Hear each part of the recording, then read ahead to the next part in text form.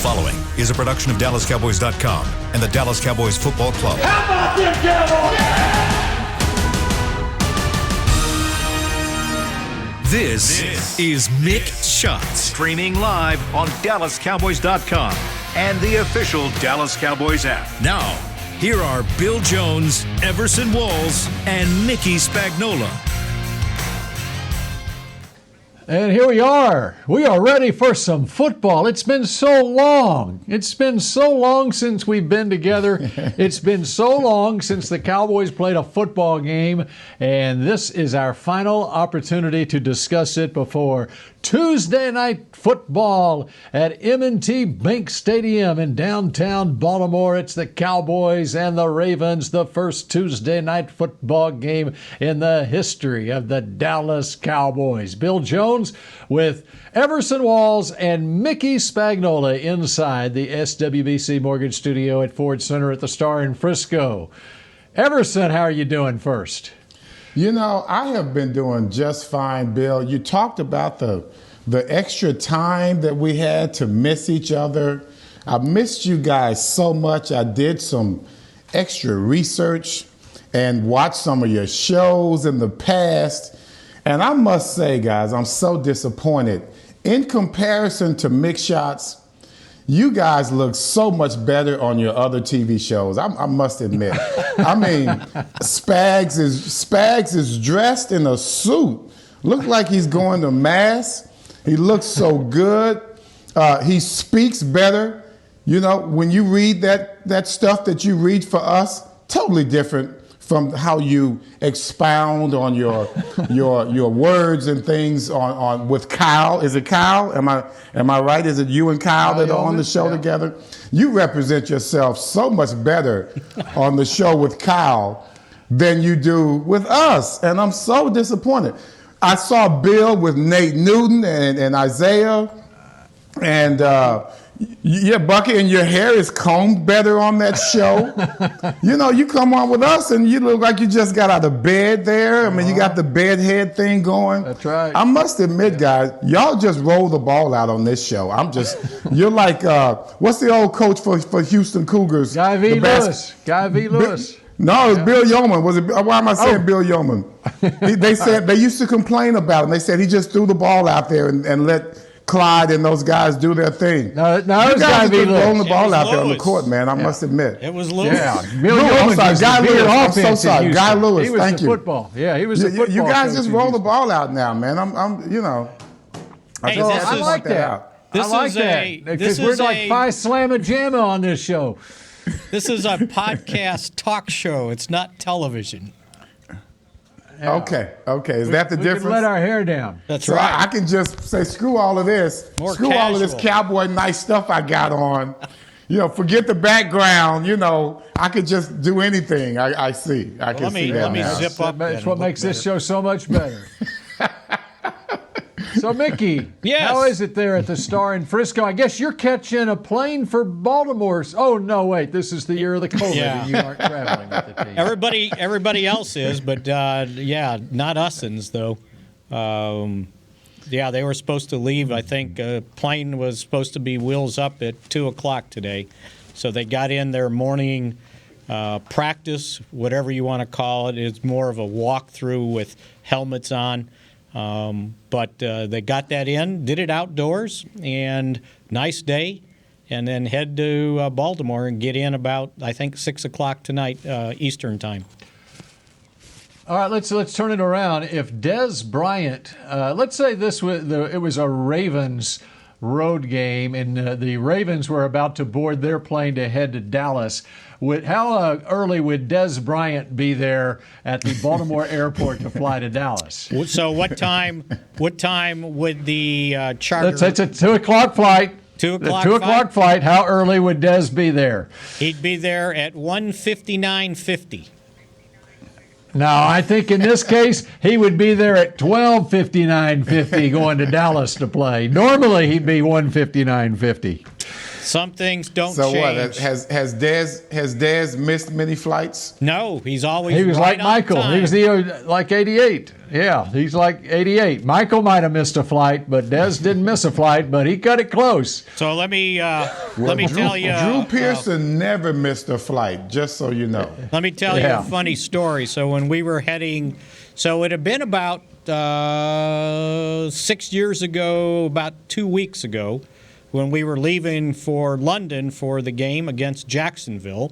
I remember it. And we I were remember it. all on the buses ready to go, and we were supposed to be there at 4. From Valley Ranch. And at Valley Ranch, and at about 3:59, Dez's car pulls up, and he's still got to go in and go through protocols in there, security and ever, and we took off, and he got in there about 4:02, right? So that week, my power cord to my laptop exploded in the room the first time I plugged it in, right? Wrong electricity or whatever. So I had to go down to the kind of lobby area where the Cowboys set up their offices in the hallway to kind of glom off some electricity. So we were supposed to leave on the Glom bus. off some Glom of off. that. No, I that's a was good one. glomming That's a onto new it. one for me. Bus was leaving for Hey, practice at Journalism majors, only journalism majors. Hey, I can make up words, okay? The bus was supposed to leave at 11:30, and I was going to stay in there as long as I could to get as much electricity into my laptop. And someone calls me on the staff. They're in the bus. It's 11:25, 11:23, and they go, "Hey, you coming?" I go, "Yeah." And they go, "Well, where you at?" I said, "Well, 11:30, right?" And they go, "Yeah, but it's getting close." And I very out loud said on the phone, "Hey, I'm on Dez Bryant time. 11:30 means 11:30." And just when I said it, Jason Garrett came walking by. He started laughing. So 11:30 is. That's what Tom Landry talked about. Well, wait a Tom second, Landry wait a- always spoke of bad habits as cancer to the team. And you see there, you caught that Dez cancer, man. You can't do that. You can't do Well, that. how about this? You know what? Mickey said he just made up a word. I looked up glom, and glom means to take, steal, seize, or catch, which brings us to Dez and the catch. He glommed onto the ball, right? Hey, I've never heard that word before. Yeah, hang It's an around old with journalism me. word. But anyway, Hang around with me. I'll All right, improve so- your vocabulary.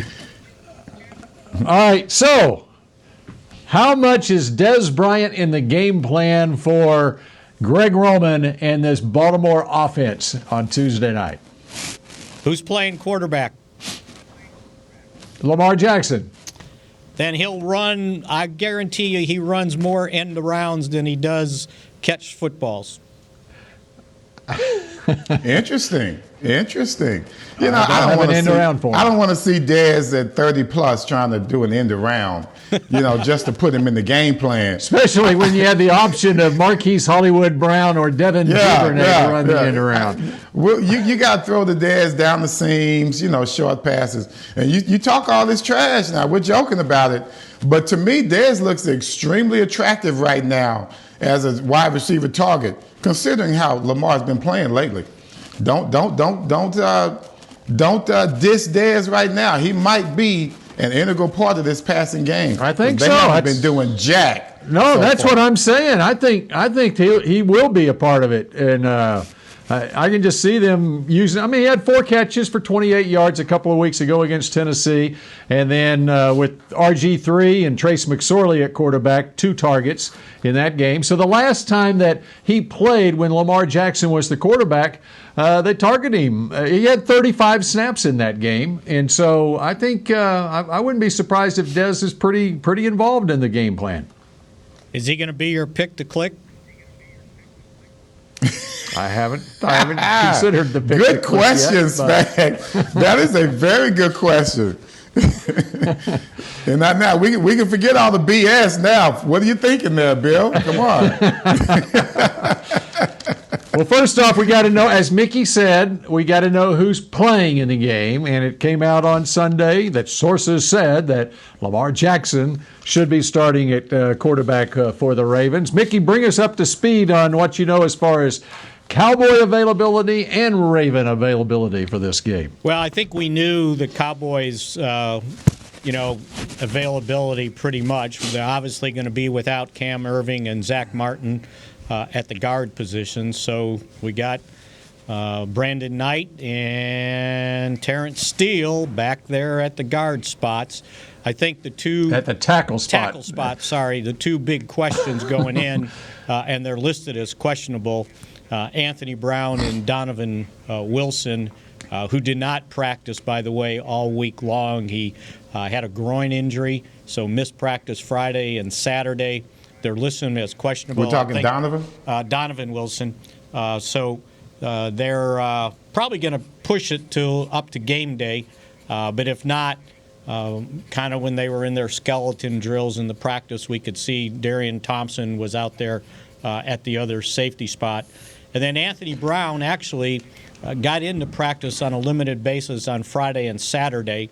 They're listing him as questionable. So, if he's not ready to go, Rashad Robinson would go at the other cornerback spot. But I would think that maybe Anthony is available for a few snaps. We'll see how that one goes. And Aldon Smith, who had illness the first 2 days of practice this week, Thursday, Friday, was full participation on Saturday. They're listing him as questionable, but I would imagine he's good to go. Now, as for Baltimore, and we'll know more about all this at 3 p.m. today when they have to make the moves off their COVID reserve list. But so far, they put Robert Griffin III on injured reserve. Calais Campbell came off. So did Dobbins, the running back, and Mark Ingram and Jihad Ward. So those guys are off, but they can make more moves today.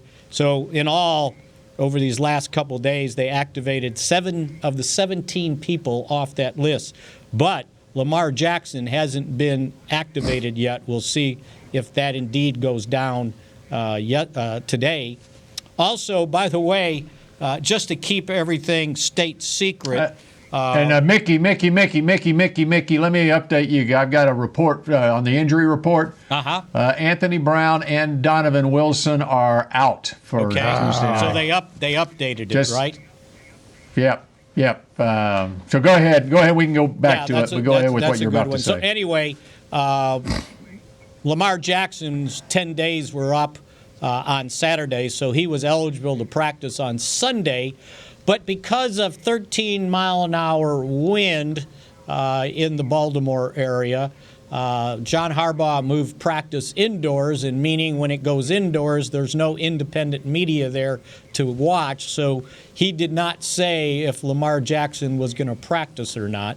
He would have been eligible and then could have done a walkthrough today. So they're keeping that a secret, as if the Cowboys wouldn't prepare for this game with the idea that Lamar Jackson's going to play, and then, oh, by the way, if he doesn't, what are they going to do? Trace McSorley's in there. Heck, here's what they're going to do. They're going to run the ball against the Cowboys. Yes, they are, sir. And run it. And so kind of that's where they're at right now. And, those guys didn't, like I said, Donovan Wilson didn't participate in any of those practices that we were able to see. Anthony Brown was at least out there, but unfortunately it looks like he's not going to make it then, Bill. And that really hurts the secondary, especially the depth. Yep. Deontay Burton and Rashard Robinson called up from the practice squad. And that's what I worry about. We're always talking about continuity in regards to different units, not just the Cowboys defense, but the secondary itself. You want a little continuity when it comes to that entire unit. In order for us to make a move, I think that's important. So having Donovan Wilson out, this guy started to really grow on me in regards to his timely hits, in regards to the attitude that he brought to this defense. You look for your front four to do that. And he has been able to do that from the secondary. And you have to give him a really a lot of props for that. Boy, when it comes to these protocols, though, the coaches and the teams, they're all so, dedicated to making sure things are done right. But then on the other hand, all you see with a protocol is just an opportunity for a loophole when it comes to these coaches.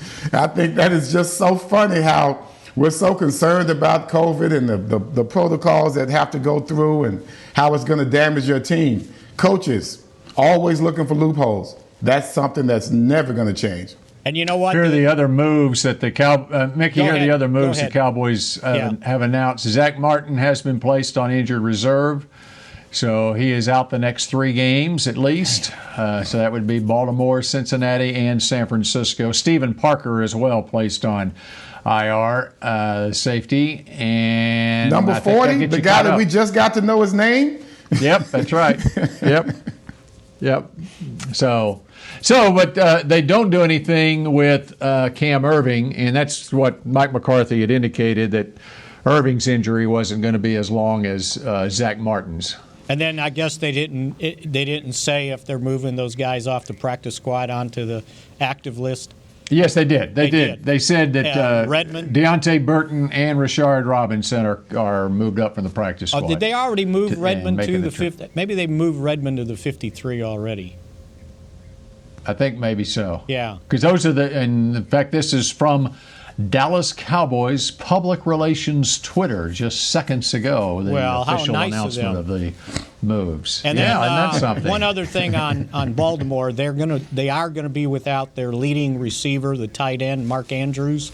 He had been on COVID-19 and had, and he's diabetic, and so there's more complications there. They got to be careful with him. They'll also be without wide receiver Willie Snead and linebacker Matthew Judon. So those guys definitely aren't coming Judon. That's a big loss. That is a big one, boy. Yep. Mm-hmm. So anyway, there we are up to date on who is and who isn't playing, except for Lamar Jackson. That means if they're saying that those guys are out, the other 20 guys are in that were on COVID reserve. Which Calais Campbell's included in that mix. Brandon Williams on that defensive line. The running backs are already activated. J.K. Dobbins, he's back. Although Brandon Williams, he is listed as doubtful on this injury report. He didn't practice all week. So we'll see where that one goes. Okay. And they had one more doubtful. It was a backup, Broderick Washington. He was in concussion protocol. He didn't practice all week. And then the other guys that they had listed that were starters, both safeties, Chuck Clark, Deshaun Elliott. Clark did not practice all week. He's questionable. Elliott got back in full the last 2 days, but they still listed him as questionable. And then offensive lineman DJ Fluker, I believe he missed the last game with an ankle. They've listed him as questionable. And then I mentioned Brandon Williams as questionable. Tremont Williams, the cornerback, is the one that's doubtful. Sorry, got my Williams messed up. Okay. And they just picked him up late in the season. He's played in a couple of games so far. All right, we're just getting started here on Mick Shots. I guess we talk about the NFC East and what this game means as far as that race now after what we saw on Sunday. And it's even got to be a larger game for the Baltimore Ravens as well, who really need a win. Let's talk about the entire NFL. This is crazy. We'll talk about that, when we come back here on Mick Shots in just a moment. Hey there, Cowboys fans. With Tide Cleaners at-home pickup and delivery, cleaning your clothes has never been more convenient. Simply sign up at your local store, set out your dirty clothes, and one of our Tide Cleaners professionals will come directly to your home for a totally contactless experience. Your clean garments will be returned promptly the next scheduled delivery day, so skip the errand and enjoy life, not laundry. Visit TideCleaners.com or your local store to sign up for Tide Cleaners at-home pickup and delivery today. The Cowboys way, where 16 Hall of Famers and 5 championships shows us what success looks like. Where turkey is always the second best part of Thanksgiving Day. Where we are all defined by one single thing, the Star, where we as fans know it's our job to keep the tradition going. Bank of America is proud to be the official bank of the Dallas Cowboys and to support the quest of living life the Cowboys way. Copyright 2020, Bank of America Corporation. Grab some OtterBox gear and get ready for hanging with the boys. From rugged venture coolers to tough as nails elevation tumblers, we've got what you need to keep your game day drinks frosty and your football feast ice cold. And with cases, screen protectors, and power accessories, you can defend your phone and stay connected to every play. Gear up at OtterBox.com and amp up the fun of every Cowboys game. That's OtterBox.com. We're back with a tasty treat that's sweeping airwaves and taste buds. It's new Dr. Pepper and Cream Soda. Let's take a listen. Dr. Pepper and Cream Soda's here. A new combo that's music to my ears, okay. Let's play. Cream Soda and Dr. Pepper time. Pour it in a glass of ice. Music to my ears and mouth. New Dr. Pepper and Cream Soda. A delicious duet. Back to Mick Shots. You can now support your beloved Cowboys from anywhere. Open up AT&T's Fan Zone feature inside the Cowboys app. Record your personal cheer and referee signals. You'll receive a personalized mosaic and may show up on the AT&T Live FX video board during the game. Mickey, what is your favorite referee signal? My favorite referee signal? If you were to do your own Fan Zone referee signal, what would it be, Mickey Spagnola? How about illegal forward pass? You have to act it out, Mickey. Come on. I can't. Have some fun with it. It's a hand behind your back. I got one for you. Hand behind your back. There you go. I got one for you. No. It's the individual that delivers. I don't remember the older guy's name, but back in the day, he said he called the foul and he said he was giving him the business. Yeah. Remember that one? They didn't even. I don't even know if that's in the rule book, but it was giving him the business like it was a Three Stooges move or something. I don't know. That wasn't Red Cashin, was it? I don't know who it was. It was about 15 years ago, maybe 20. I remember. I got to look it up and see. Yeah, absolutely. Hey, well, like I told you guys, I try to forget how old I am. So, yeah, you got to correct me. I guarantee you we can find it real quick here. That would have all right, let's talk. What were you? That would have only been 2005. Yeah, you're right. I think it was before the turn of the century. Thanks, Bags. So how surprised were you guys that the Giants went into Seattle and got a victory with Colt McCoy at quarterback, and they now are in command in the NFC East? You know what? I don't know that Seattle wanted to play that game.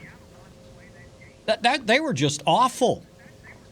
Their offensive line was awful. Their defensive line was awful. But check this out, and this is just what I was emphasizing last week.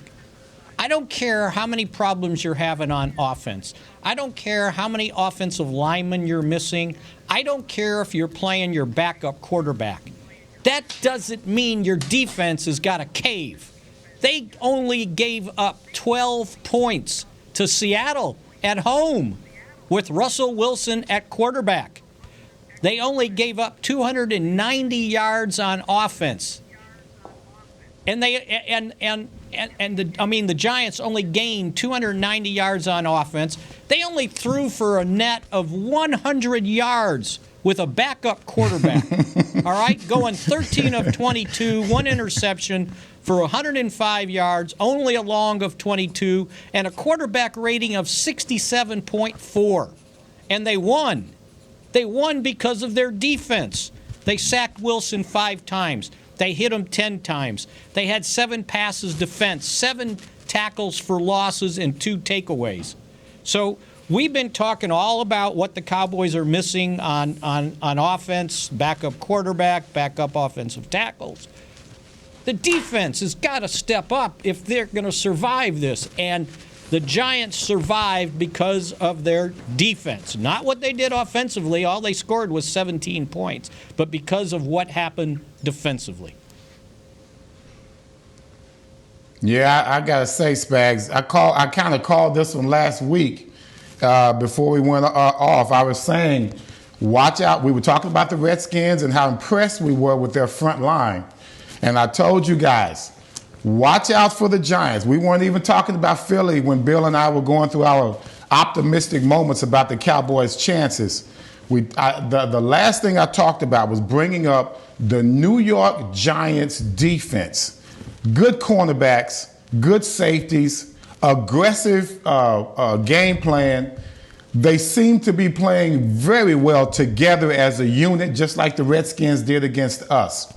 And on top of that, guys, you have to look at the Seahawks. The Seahawks, and boy, this just gets on my nerves.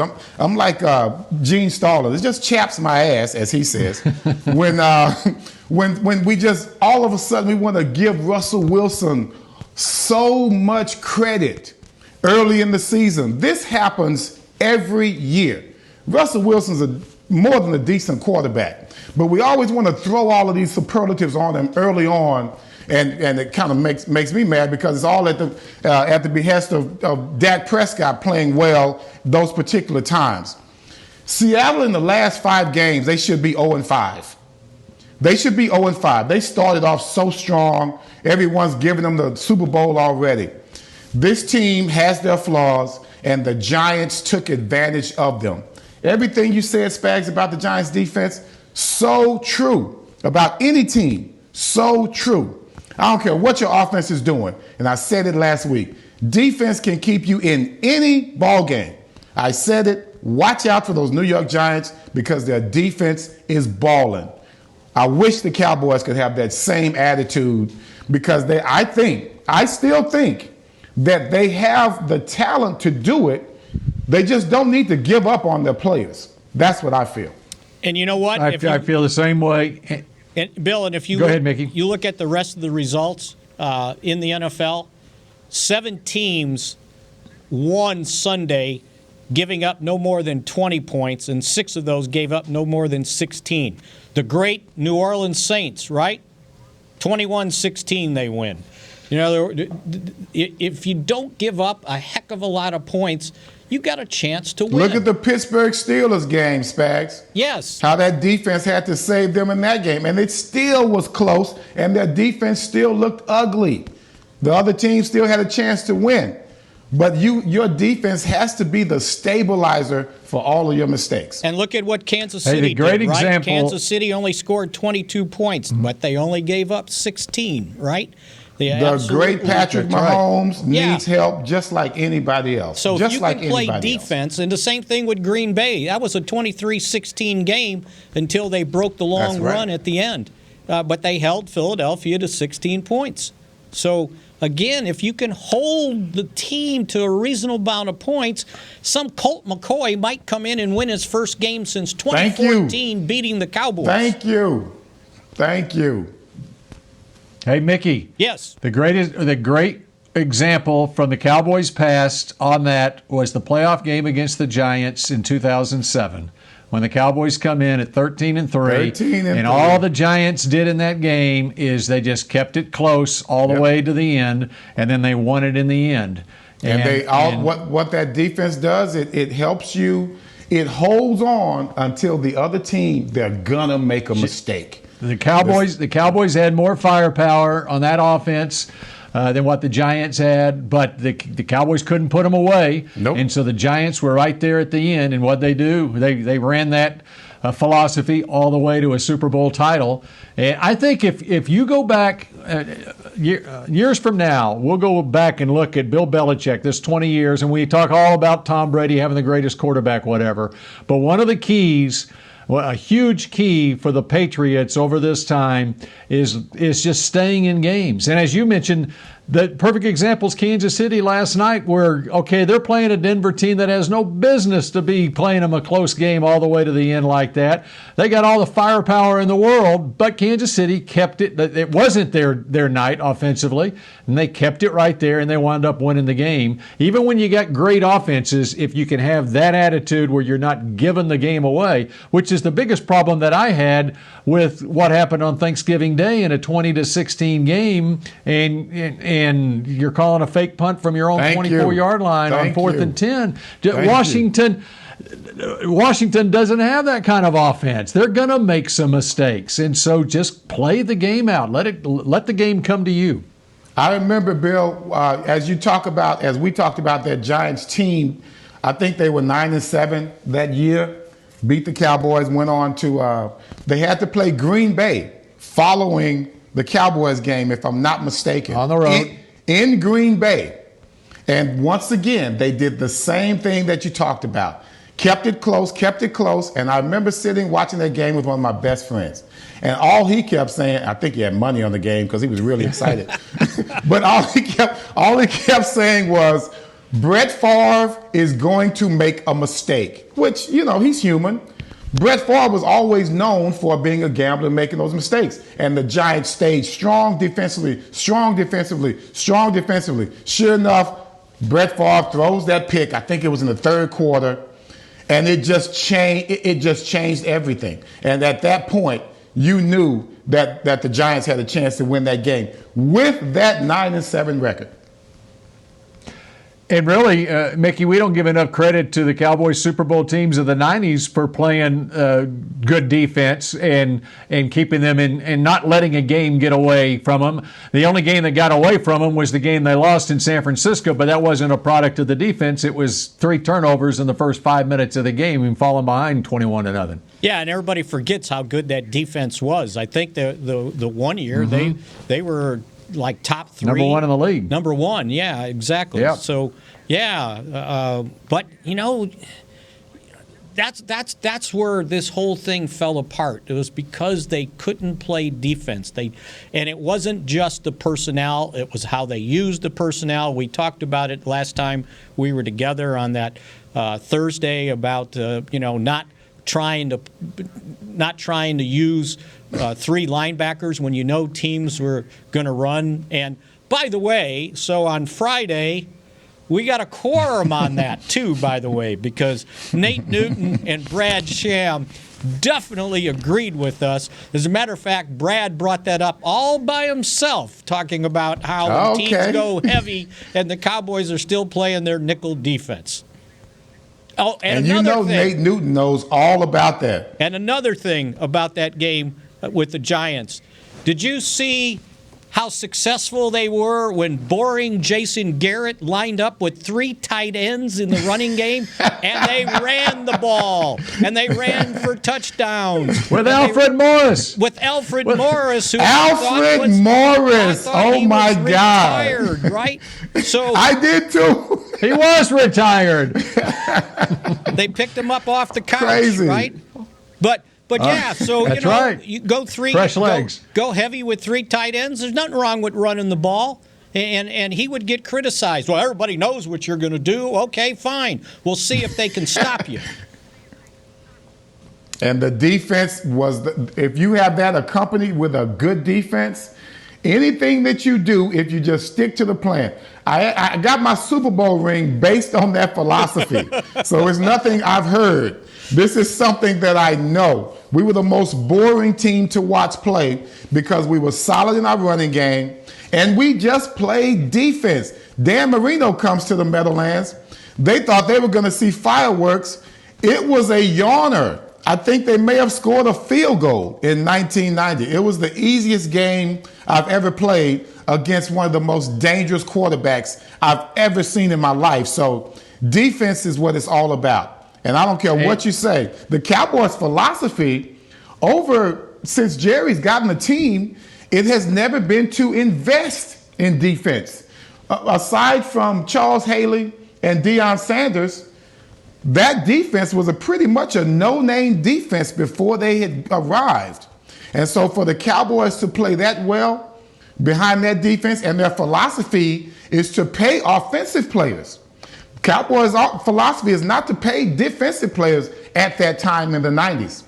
And yet they still, as you guys pointed out, had one of the best defenses in the league. So, Everson, before we go to break, Everson, so when you won the NFC title game at San Francisco in 90, what was the score? I think it was like 13 to, no, we had it was 15 to 13. 13, right? That's right. And then what did you win? Matt Barr kicked 5 field goals. And then what did you win the Super Bowl? What was the score of the Super Bowl? We were the only team to keep Buffalo under 20 points that season, 19 to 20. So that's right. 20 to 19 was the final score. Yep. Say no more. And by the way, the Giants. Isn't that why I'm on the show? I thought that was why I was on the show. No. And by the way, the Giants now come home to host an Arizona team that all of a sudden has lost 3 in a row in 4 of their last 5 games. That Cardinals team that was the flavor of the month in October is no longer the flavor of the month. The flavor changes all the time, Bill. The flavor's changing. Seattle, then all of a sudden you got the heat from Arizona. Everybody's down on Pittsburgh now. Kansas City all of a sudden. Let's wait till this season plays out. And this lowly NFC East now has a team that went to beat a division leader in Seattle this weekend. And don't forget last month, the Cowboys with Garrett Gilbert were throwing for the end zone to beat the unbeaten Pittsburgh Steelers. So maybe all hope is not lost for this NFC East. And the Cowboys can go into Baltimore on Tuesday night and win a game. And don't forget Minnesota, right? They've won 5 of their last 6. And who did they lose to? The Cowboys. Dallas Cowboys. Hey. That's right. All right. Hope springs eternal. And we continue with more Mick shots with our picks to click. And by the way, I've got the referee's name who was giving him the business. And how long ago that was when we come back. We're back with a tasty treat that's sweeping airwaves and taste buds. It's new Dr. Pepper and Cream Soda. Let's take a listen. Dr. Pepper and Cream Soda's here. A new combo that's music to my ears, okay. Let's play Cream Soda and Dr. Pepper time. Pour it in a glass of ice. Music to my ears and mouth. New Dr. Pepper and Cream Soda. A delicious duet. Dear, it's 1908. Don't you think we should get electricity? And stop using candles to see at night. It's just electricity lights up the room fast. It's more reliable than candles blowing out, and people seem to love it nationwide. Well, candles are... Dear, did you just run into the wall? Nope. May I have a new candle, please? Historically, switching to new technology is a no-brainer. Today, it's AT&T 5G. Fast, reliable, secure, and nationwide. Switch to AT&T 5G. It's not complicated. 5G requires compatible plan. May not be in your area. See att.com/5G for you for details. I'm Jay Novacek, former tight end for the Dallas Cowboys. Back in the day, I was the guy who always got the tough yards, and that's why I run with John Deere today. In fact, I have a John Deere 3025E tractor that can handle any yard work I need to do, even the tough yards way out back. So if you have 1 acre or 1,000, John Deere has the equipment that's just right for you. Visit a John Deere dealer today and run with us. We are the official tractor provider of your Dallas Cowboys. There's nothing as unique as our eyes, which is why Essilor pioneers ways to make lenses as unique as you. Verilux for super sharp vision, Essential Blue for protection, and Crizal for freedom from glare. 3 cutting-edge solutions in a single unique lens. So whatever your needs, insist on Essilor. Visit your local Essilor experts and find the perfect lens for you. See more, do more, Essilor.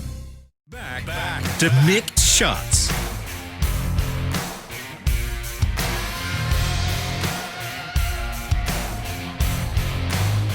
Stadium this season with home matchups remaining against the 49ers and Eagles. A limited number of tickets are on sale now. Get yours today at dallascowboys.com/tickets. All right, we've got about 6 or 7 minutes left here on Mick Shots. We got a lot to get to, including our picks to click in the game, who's going to win the game. But first off, Everson brought up the referee who made the call. He was giving him the business. All right. I've got the guy's name, the referee's name. My question to both of you, when do you think that happened, when that official said that on the microphone? All right, me first. What Spags. year? What year? I'm going to say, Spags, thank you, Spags, for telling me about 2005. So I'm going to say 1995. 1995. Mickey, what year are you going to go with? I'm going to go late 80s, so somewhere around 87, 88, 89. 1986, October 5th, 1986. I was still playing. Bills-Jets game. It might have been you. And the referee's name? No. The referee's name was Ben Dreith. And Ben Dreith, while calling Jets defensive lineman Marty Lyons for unnecessary roughness on Bills quarterback Jim Kelly, Dreith said he was giving him the business. So there you go. Giving him the business. All right, future, so who's future gonna... Hall of Famer. Future Hall of Famer getting the business under the pile. That's right. All right, so who's going to be given the most business on Tuesday night as the Cowboys take on the Ravens? It won't be Everson, Greg. what are you thinking? It won't be Greg Williams. That's right. Greg Williams fired today as defensive coordinator of the New York Jets, which it appeared that he was trying to get fired. Preemptive strike. That was his own preemptive strike. He knew he was out of there after the season. He just wanted all-out blitz. Do you think he might have Twice, Bill. Twice all-out blitz. Do you think he just overthrew him the first time? Do you think he took the fall for the team tanking? Like they told him, we're going to lose this and you're not going to be back next year, so why don't you just call this goofy defense and see if we can lose this game? Oh, my God. The guys try so hard, then you want to give it up? Come on, man. That makes no sense. Anyway, I don't want to get into that. That's crazy. Only the Jets. My pick to click, Bill. Yeah, we're not playing them anyway. I'm looking at how everyone's giving Peters so much credit, he and Jalen Ramsey. Look at these guys, both of them very dogged defensive backs, but very vulnerable as far as I'm concerned. Our wide receivers have never feared any good defensive back. I think Gilmore was the only one that's really been successful against any of our core receivers on a consistent basis. I believe they're going to put Peters on Cooper. I truly believe that. And I think that gives Gallup a chance to really make some big plays. We're going to be running the ball a lot, I do believe, if we're smart. But I think Gallup is going to be the difference maker in the ball game.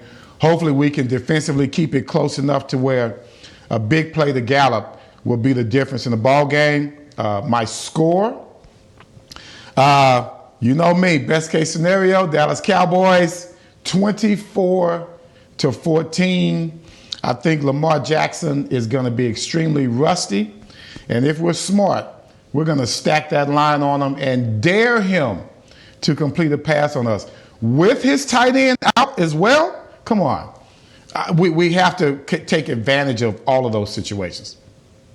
24-14. Cowboys only giving up 14 points and a win on the road at Baltimore. Mickey, what are you thinking? They don't have a tight end listed behind Mark Andrews. They have another tight end on the roster. It might be Dez Bryant, by the way. It might be. Well, they signed Luke Wilson. They signed Luke Wilson, and last game they had Eric Tomlinson as well, and a Sean Cookin. Oh, okay. Boy, they will not let Luke Wilson retire, huh? They will not let him retire. He's going to always be called on by someone in the AFC. So I'm obligated to pick them to lose since they haven't won 2 in a row. Something like I'm going to go 23-20. There are going to be a lot of field goals in this game. And my pick to click. They got a pretty good kicker on their side. Yeah, and my pick to click for the Cowboys that's going to keep this close is going to be Leighton Vander Esch because of what Everson said about them going heavy on their running game. And I think Leighton can make a difference in the middle of that defense. He has so far. Okay, you said at the beginning of the show, I think it was Everson who thought that my pick to click is going to be this Dez Bryant character on the Baltimore side. And so now it's time for my pick to click. And I'm going to go with number 88. That's right, number 88. Of course Are you surprised, Fags, at all? No. He's got a lot to prove. He's got a lot to bounce back from. And so I'm saying number 88, C.D. Lamb is my pick to click. All right. C.D. Lamb, after dropping a pass last week, touchdown pass last week. Huge drop. You're getting predictable. He's got a lot to prove. And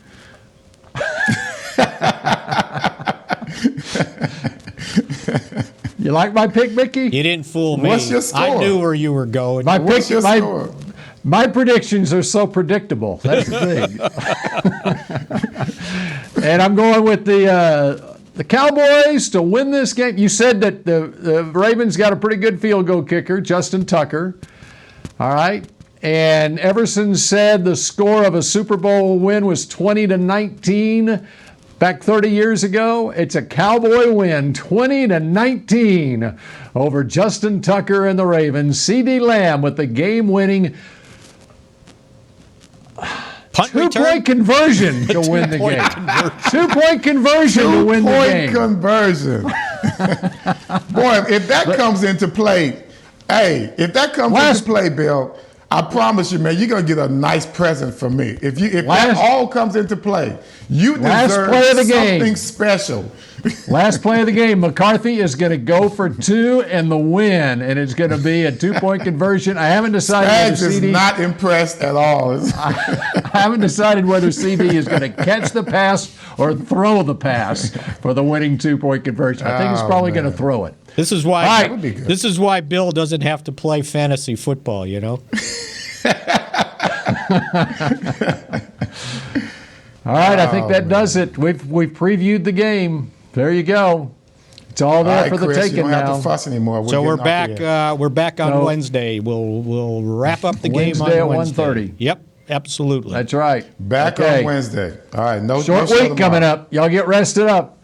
All right, we'll see you on Wednesday after a Cowboys win in Baltimore on Tuesday night. See you later. Go Cowboys, baby. We winning this one.